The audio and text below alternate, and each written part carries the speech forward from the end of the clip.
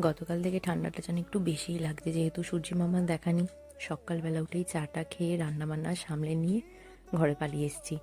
ছেলেকেও ঘর থেকে বার করতে পারছি না এত ঠান্ডার জন্য। একে তো রোদের দেখা নেই, তারপরে প্রচণ্ড পরিমাণে হাওয়া দিচ্ছে, আর বেশিক্ষণ জল ঘেঁটে কাজ করাও যাচ্ছে না।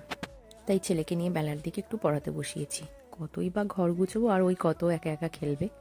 তাই মা ছেলেতে মজার ছলে পড়াও হচ্ছে, গল্প করাও হচ্ছে। আর জল ঘেঁটে কাজ করলে জলে হাত দিলেই মনে হচ্ছে যেন বরফ গলা জলে হাত দিচ্ছি। সকালের দিকটা যদিও বা করা যাচ্ছে, সন্ধ্যের পর যেন মনে হচ্ছে ওরে বাপরে, প্রচণ্ড পরিমাণে ঠান্ডায় খুব কষ্ট হচ্ছে।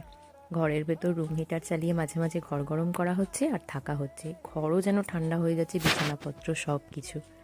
বেলার দিকে একটু রোদ বেরোতে ছেলেকে নিয়ে একটু দোকানে বেরিয়েছি। তাও হাওয়া দিচ্ছে বলে সে আবার নাকটাকে চাপা দিয়ে দিয়েছে। আমাদের এখানে এত পরিমাণ গাছপালা, চারিদিকটা তো বাগানে ঘেরা, সেই কারণে প্রচণ্ড পরিমাণে ঠান্ডা। অন্যান্য জায়গার থেকে এদিকটা একটু বেশিই ঠান্ডা লাগছে। কিন্তু বেশ কয়েকটা জিনিস ফুরিয়ে গেছে। হাজব্যান্ডও চললো আমাদের পেছন পেছন, আর আমি আর ছেলে একটু এগিয়ে যাচ্ছি। সব জিনিস তো একা হাতে বয়ে আনতে পারবো না। এবার ছেলেকে বাড়িতে রেখেও যেতে পারবো না। ও যেহেতু বাইরে বেরোতে পারছে না, একটু রোদ দেখে বললো নিয়েই চলো না, কিচ্ছু হবে না। খুব মজা সে দিয়ে। যাই হোক, দোকানে যাবার পথে এই ছোট্ট কুকুরছানাটাকে দেখে বলে বাড়িতে নিয়ে যাব, বিস্কুট খেতে দেবো। কিন্তু এবার রাস্তার কুকুর, ইঞ্জেকশন দেওয়া নিয়ে আর দেওয়া নিয়ে, ও ছেলে মানুষ, সে অনেকক্ষণ দাঁড়িয়ে দাঁড়িয়ে দেখলো।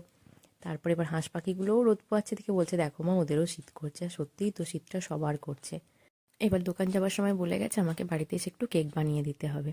শীতকাল মানেই তো পছন্দের এইসব খাবারগুলো পেলে সবারই ভাল লাগে। তাই দুপুরবেলা তার জন্য আবার কেক বানিয়েছি। সন্ধ্যাবেলা সে কেক খাচ্ছে বসে বসে, আমি আগে নিজের জন্য বানিয়েছি একটু কফি।